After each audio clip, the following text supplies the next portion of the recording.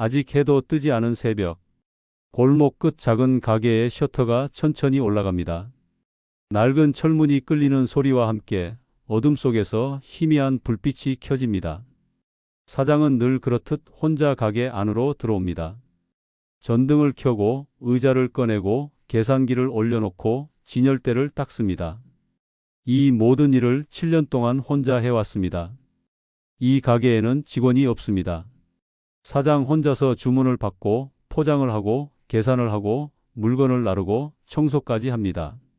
점심시간이 되면 손님이 몰려옵니다.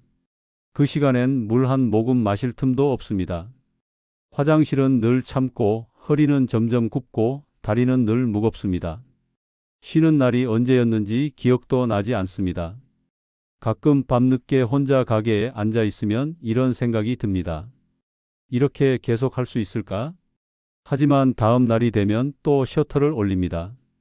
그만둘 용기도 쉴 여유도 없기 때문입니다. 어느 날 가게 전화가 울립니다.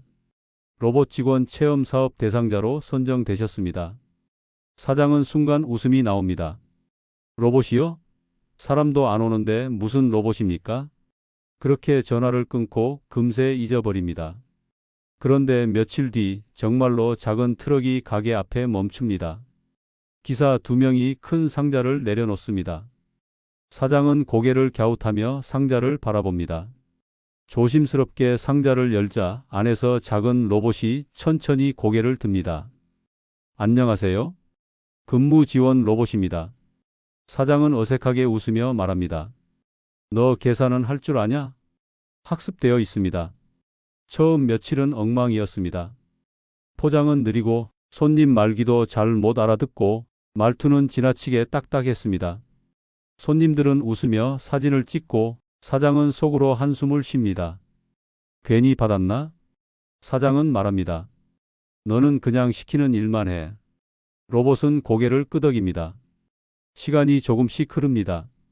로봇은 재고를 외우기 시작하고 자주 나가는 물건을 먼저 꺼내놓고 포장 실수를 줄입니다. 사장은 처음으로 점심시간에 의자에 앉아봅니다. 10분. 누군가에게는 아무것도 아닌 시간. 하지만 이 가게에서는 7년 만에 처음 얻은 휴식이었습니다. 어느 비 오는 날, 손님이 유난히 많던 저녁, 사장은 허리를 붙잡고 의자에 주저앉습니다. 숨이 가쁘고 눈앞이 잠시 흐려집니다. 오늘은 좀 힘들다. 로봇이 옆에 다가와 말합니다. 사장님, 오늘 주문량은 평균보다 34% 많았습니다. 충분히 일하셨습니다. 사장은 말없이 고개를 끄덕입니다.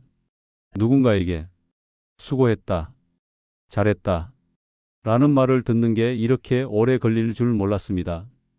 밤이 됩니다. 가게 문을 닫고 셔터를 내립니다. 예전 같으면 이 시간은 더 외로운 시간이었습니다. 불 꺼진 가게 안 혼자 의자에 앉아 있으면 가끔 이유 없이 마음이 텅 비어버리곤 했습니다. 그런데 오늘은 다릅니다. 로봇이 가게 한쪽에 조용히 서 있습니다. 사장은 말합니다. 너는 기계잖아. 그렇습니다. 잠시 침묵이 흐릅니다.